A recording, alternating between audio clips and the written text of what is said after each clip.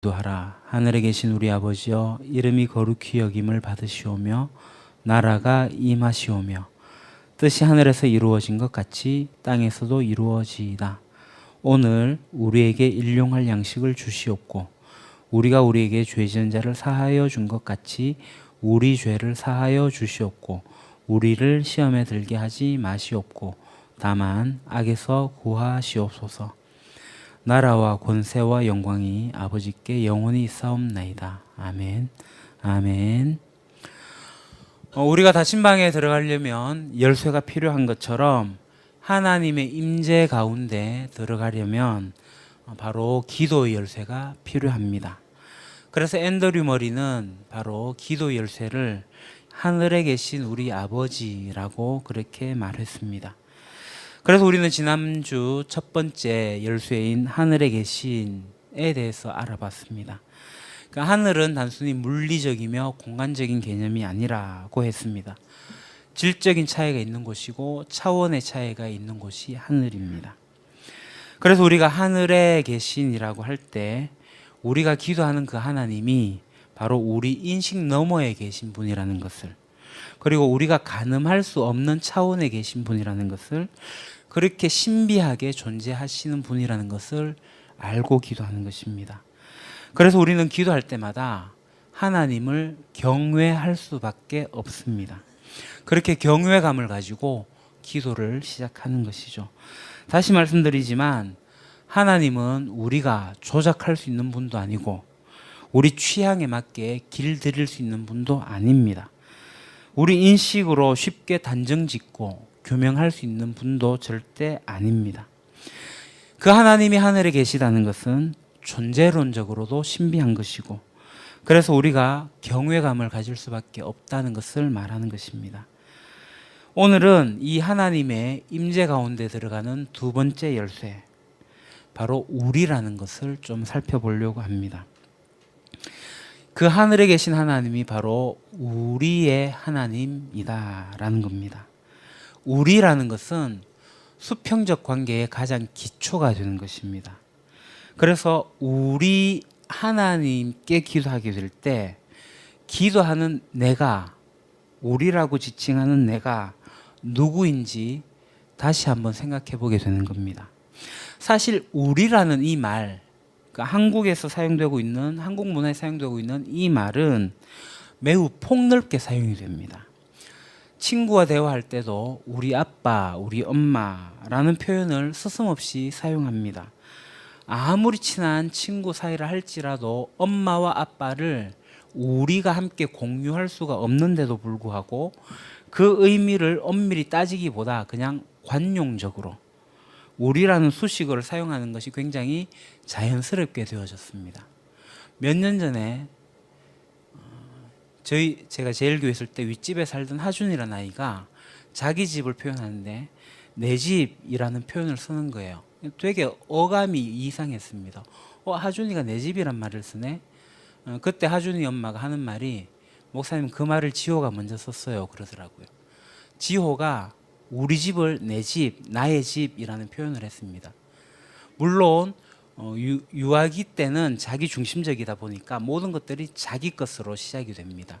우리라는 공동체의 개념이 발달하지 않은 3살, 4살은 모든 것이 내 거, 나의 울타리, 자기 중심이기 때문에 내 집이 맞습니다.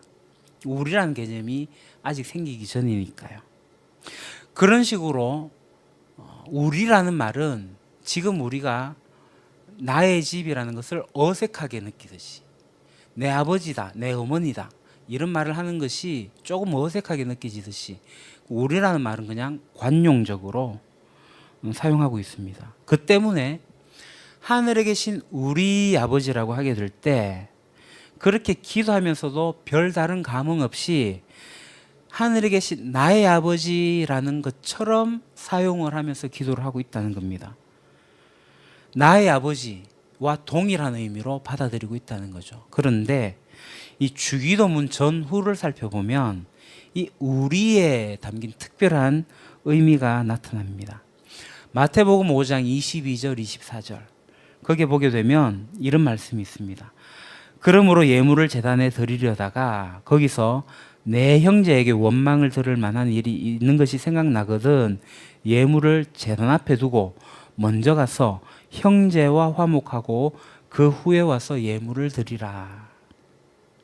그러니까 형제와 자매의 이 수평적 관계가 하나님께 예배드리는 이 수직적 관계에도 중요한 영향을 미친다는 것을 말하고 있습니다. 그래서 우리라고 부를 수 있는 사람들, 그래서 형제와 자매들 사이에 문제가 있게 될 때 나의 기도와 나의 예배는 결격사항입니다. 그래서 우리 사이에 이런 문제를 해결이 되어야지만 기도를 그리고 예배를 드릴 수 있다고 예수님께서 가르치시는 겁니다. 이 수평적 관계가 이 수직적 관계에 직접적으로 연관이 된다는 말입니다. 예수님은 이 주기도문을 가르치신 다음에 이 수평적인 관계에서 용서에 대해 가지고 굉장히 중요하게 말씀하고 있습니다. 마태복음 6장 14절 15절입니다. 너희가 사람의 잘못을 용서하면 너희 하늘 아버지께서도 너희 잘못을 용서하시려니와 너희가 사람의 잘못을 용서하지 아니하면 너희 아버지께서도 너희 잘못을 용서하지 아니하시리라. 주기도문의 죄 용서에 대한 기도, 우리가 우리에게 죄 지은 자를 사하여 준 것 같이 우리 죄를 사하여 주시옵고가 포함되어 있는데 이 주기도문을 가르치시고 난 다음에 다시 한 번 더 형제 용서가 강조되고 있습니다. 그런데도 사람들은 이 기도, 이 기도를 우리란 측면에서 깊이 생각하지 않습니다. 그냥 내 기도라고 생각을 하고 있습니다. 그 결과 오늘날 우리가 드리는 이 기도는 개인의 필요를 아뢰는 기도, 내가 당한 어려움이 없어지고 나에게 복이 찾아오는 그런 것을 구하는 기도, 결국 자신의 입신양면을 위한 도구에 불과한 것으로 전락이 되고 말았습니다.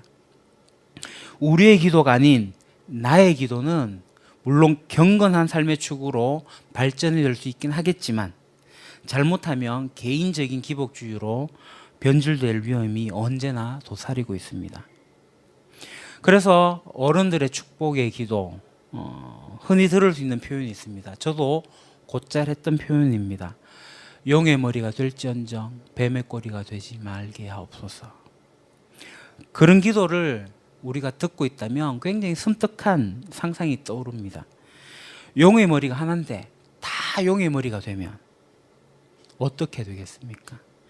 모두가 용의 머리라면 차라리 뱀의 머리가 귀해가지고 뱀의 머리가 더 가치 있게 되진 않겠습니까?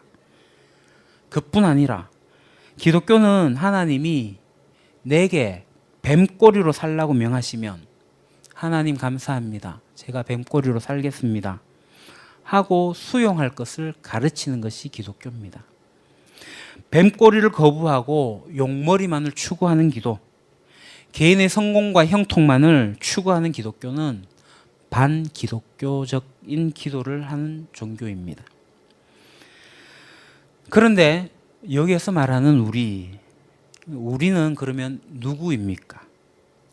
나 자신만 생각하는 개인주의, 그리고 이 이기주의에서 벗어나서 공통의 유익을 목표로 하고 있는, 그래서 조금 더 넓힌 내 주변을 뜻하는 것입니까? 아니면 인류 보편적인 우리를 지칭하는 것입니까? 나만 위해서 기도하지 말고 내 가족, 내 친구들을 위해서 기도하라는 뜻일까요? 아니면 이 땅 위에 있는 모든 인류, 인간 동포를 품고 기도하라는 뜻일까요? 여기에서 우리는 실체가 있는 인칭 대명사로 봐야 합니다. 결코 좁은 우리나 모호한, 잘 알지 못하는 우리가 아닙니다. 요한일서 5장 1절을 보면 예수께서 그리스도이심을 믿는 자마다 하나님께로부터 난 자니 또한 낳으신 이를 사랑하는 자마다 그에게서 난 자를 사랑하느니라. 그러니까 기독교는 우리가 예수님을 믿게 될 때 하나님의 자녀가 된다는 겁니다. 하나님의 나라의 백성이 된다는 것입니다. 그래서 그 하나님 나라의 공동체에 속하게 되는 것이 예수님을 믿는 겁니다. 그렇기 때문에 예수를 믿는다는 것은 자기 혼자만 신앙생활을 한다, 애초에 불가능한 것입니다. 신앙생활은 처음부터 공동체적입니다. 하나님과 관계없었던 사람들이 하나님을 아버지라고 부르면서 하나님의 자녀가 되고, 또 나와 같이 하나님을 아버지라고 부르는 주변에 다른 자녀들이 있어가지고 그들과 함께 우리가 공동체, 그래서 우리라는 정체감이 생기는 것입니다. 이 우리는 막연히 수많은 그리스도인이 아니라 우리가 얼굴을 알고 있는, 그리고 대화를 나눌 수 있는 그리스도인을 지칭하는 겁니다. 사실 우리는 서로 생각도 다르고 성향도 다르고, 그리고 그리스도가 아니었으면 만나지도 않았을지도 모르는 그러한 사람일지 모르겠습니다. 그런데 하나님이 우리를 우리 되게 하셨습니다.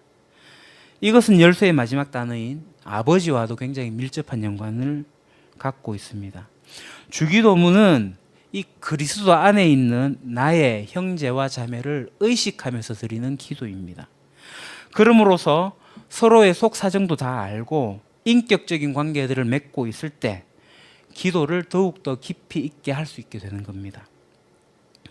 우리말 주기도문에는 우리라는 단어가 자그마치 6번이나 나옵니다. 하늘에 계신 우리 아버지부터 시작해서 오늘날 우리에게 일용할 양식을 주시옵고 우리가 우리에게 죄 지은 자를 사하여 준 것 같이 우리의 죄를 사하여 주옵소서. 우리를 시험에 들게 하지 마시옵고 다만 악에서 구하옵소서. 계속 우리라는 표현이 사용되어지고 있습니다. 하늘에 계신부터 이루어지이다. 여기는 우리말 같이 한 번 나오지만 그 다음부터는 아주 촘촘히 우리란 말이 계속 반복되어지고 있습니다. 다시 한번 주님 가르친 기도를 읽어드리겠습니다. 하늘에 계신 우리 아버지여, 이름이 거룩히 여김을 받으시오며 나라가 임하시오며 뜻이 하늘에서 이루어진 것 같이 땅에서도 이루어지이다. 오늘 우리에게 일용할 양식을 주시옵고 우리가 우리에게 죄 지은 자를 사하여 준 것 같이 우리 죄를 사하여 주시옵고 우리를 시험에 들게 하지 마시옵고 다만 악에서 구하시옵소서. 사실 주기도문은 우리로 도배되어져 있습니다. 여기에 나온 우리는 모호한 우리가 아닙니다. 주님께서 우리에게 가르치는 기도는 바로 공동체적입니다. 하나님을 아버지라고 부르게 된 하나님 나라 백성, 하나님이 부르신 우리의 형제 자매들, 그 사람을 마음속에 품고 기도하는 것이 주기도입니다. 그렇기 때문에 우리의 기도는 사랑이 확대되는 만큼 기도의 내용과 기도의 질과 기도의 깊이가 확대되어집니다. 기도를 드리게 될 때 내 마음에 품은 영적 형제 자매 그리고 나의 공동체가 떠오르지 않는다면 불행한 사람입니다. 어떤 이들은 매우 추상적인 우리를 이야기합니다. 우주적인 교회, 우주적인 하나님 백성을 말하지만 실제로 자기에게 와닿는 살아있는 대상으로서의 우리가 없는 경우가 더러 있습니다. 그러나 예수님이 기도를 가르치실 때는 이 우리는 보편적이고 유니버셜한 우주적인 그런 그리스도인이 아니라 지금 나와 부딪히고 만나고 아웅다웅 싸우기도 하고 실제 사정을 알고 있는 사람들, 바로 그 사람들과 함께 우리 하나님이라고 고백하는 겁니다. 그리고 이렇게 기도하게 될 때 실제로 내가 속한 이 작은 공동체에 몇몇 사람들을 넘어서서 우리가 속해 있는 좀 더 큰 공동체, 우리라고 부르면서 기도하게 됩니다.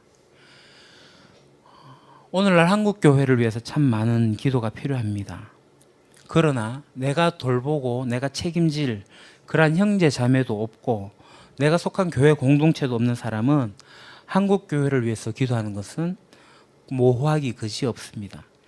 개념만 있고 껍데기가 없는 그러한 기도가 될 우려가 있습니다. 그러나 교회의 허물을 함께 짊어지고 자신의 공동체 속에서 신음하고 있는 그러한 형제 자매들과 함께 한국 교회를 위해서 기도한다면 우리는 좀 더 실체감 있는 구체적인 기도를 드릴 수 있게 됩니다. 우리의 사랑이 이렇듯이 아주 인격적인 관계로부터 점차 확대되어져 나갈 때 우리의 기도 또한 더욱더 깊어지고 더욱더 확대되어질 수가 있습니다. 이렇게 우리는 지금 내가 사랑하고 있는 형제 자매들, 그리고 작은 공동체로, 조금 더 큰 공동체로, 나아가 한국 교회로 발전하고 확대되는 것입니다. 그뿐 아니라 우리는 지구상의 모든 그리스도인으로, 하나님 백성으로까지 확대될 수가 있습니다. 어느 문화에서든 간에 기독교가 처음 들어가게 되면 성경이 번역되기 전에 먼저 번역되는 것이 바로 십계명과 주기도문입니다. 지구상에 있는 하나님의 모든 백성은 바로 이 주기도문으로 기도하는 겁니다. 우리가 하늘에 계신 우리 아버지라고 부르며 우리를 떠올리게 될 때 우리의 사랑의 폭이 그렇게 넓어지면서, 내가 지금 지구상에 있는 모든 그리스도인이 함께 드리는 이 기도에 함께 연대하고 있구나 라는 감격이 생기는 겁니다. 나 혼자 드리는 기도가 아니라 땅 위의 모든 하나님 나라 백성과 함께 우리 아버지께 드리는 기도라는 감격입니다. 그렇기 때문에 이 기도는 함께 배워야 합니다. 우리의 기도는 늘 나의 기도, 또 내 가족의 기도로 함몰될 위험이 있습니다. 그러나 우리가 함께 기도를 하기 시작하게 될 때 서로를 위해서 기도하고, 또 함께 속한 이 한국 교회를 위해서, 그리고 이 땅에 고통받는 하나님 백성과 연대하면서 그렇게 기도함으로써 우리의 기도가 넓어지게 됩니다. 그렇게 되면 이제 기도의 내용 또한 굉장히 구체적이고 실제적이 되어서 정말로 하나님이 원하시는 그러한 기도로 변화가 됩니다. 혼자서 기도하면 이런 기도로 나아가기가 어렵습니다. 주님께서 가르친 기도는 다시 한번 말씀드리지만 개인적이라기보다는 공동체적이며 나아가 전 세계적이어야 됩니다. 그래서 우리가 기도하게 될 때 이 우리라는 인식을 넓혀야 됩니다. 크게는 하나님을 보게 되는데 이제 문제가 있습니다. 바로 자기 민족의 하나님 또는 자기 인종의 하나님, 그렇게 독점할 경우에 문제가 생기는 거죠. 독성과 아집에 빠지게 되고 자기 우월감에 빠지게 됩니다. 협소한 민족주의로 발전하게 되고 그렇게 선민사상이 나타나게 됩니다. 그것은 우리라는 뜻을 잘못 이해하게 됩니다. 그 예로 하나님께서 요나에게 아수르의 수도인 니느웨 가서 외치라고 하게 될 때 요나가 다시스로 도망을 가게 됩니다. 왜냐고요? 그의 협소한 신앙관 때문에 그렇습니다. 내게는 그들이 원수지만 그들도 하나님의 자녀가 된다는 엄연한 사실을 잊어서는 안 된다는 겁니다. 설날이어서 TV를 보면서 평창 올림픽을 보았습니다. 어젠가 피겨스케이팅을 하게 됐습니다. 일본 선수가 연결하고 있었는데 그때 지연이가 갑자기 이런 말을 했습니다. 일본 사람 싫어. 왜? 그냥 싫어. 그때 다른 목사님과 함께 있었는데 그 목사님이 너는 뼛속까지 한국인이구나. 이게 웃을 이야기인데 저는 굉장히 불편했습니다. 저는 그렇게 가르친 적이 없습니다. 죄는 미워하고 사람은 미워하지 말아야 했기에 일본이 잘못한 것에 대해서는 당연히 응당의 대가가 있어야겠지만 그렇다고 해서 일본 사람을 아무런 이유 없이 미워한다. 사람을 미워한다. 있을 수 있는 일이 아닙니다. 지연이가 왜 그랬을까요? 10중 8구 할아버지나 할머니나 또는 엄마에게서 그 말을 듣지 않았겠는가. 제가 다시 가르쳐야겠다고 생각했습니다. 여러분 가운데 이런 생각 가진 분 없습니까? 일본인 무조건 싫어. 중국인도 싫어. 북한 사람도 싫어. 동성애자도 싫어. 불교인도 싫어. 만약에 이런 생각을 갖고 있다면 어쩌면 우리는 바리새인과 같은 사람입니다.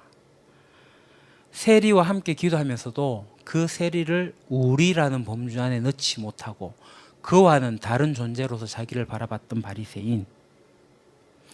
그 결과 예수님은 그 바리새인을 평가하기를 세리보다 의롭다고도 인정받지도 못하고 올바른 사람으로도 인정받지 못하고 돌아갔다고 했습니다. 바리새인은 세리를 우리로 인정하지 않았습니다. 우리라는 말 굉장히 중요한 말입니다. 나의 기도를 드리는 것이 아니라 우리의 기도를 하는 겁니다. 우리는 실체가 없는 모호한 그러한 우리가 아니라 지금 나와 함께 하고 있는 가족, 나아가 우리 교회 공동체를 말하는 겁니다. 그래서 이 우리가 되어지면 좀 더 확대되어서 한국 교회로 전 세계로 발전이 되어지는 겁니다. 그래서 가장 기본적인 우리의 개념부터 나아가서 전 인류까지 바라볼 수 있는 우리가 되면 좋겠습니다. 공동체로서의 우리의 정체감을 가지고 하나님께 같이 기도하면 좋겠습니다. 기도하겠습니다. 우리 아버지 하나님, 나와 나의 가족과 나의 친척과 나의 이웃과 나의 교회 공동체를 우리로 불러주신 아버지 하나님, 우리의 인식이 구체적이게 하시고 또 우리라는 개념이 넓어지게 하여 주옵소서. 내가 속해 있는 이 공동체를 잊지 않게 하옵소서. 나만의 기도가 아닌 우리의 기도를 하게 하옵소서. 우리가 함께 기도하게 하옵소서. 우리라는 인식 속의 기도가 실제적이고 구체적이게 되게 하시고 깊어지게 하시어서 하나님이 원하시는 기도를 하게 하옵소서. 우리 예수님 이름으로 기도드립니다. 아멘. 찬송가 635장으로 찬양드리겠습니다.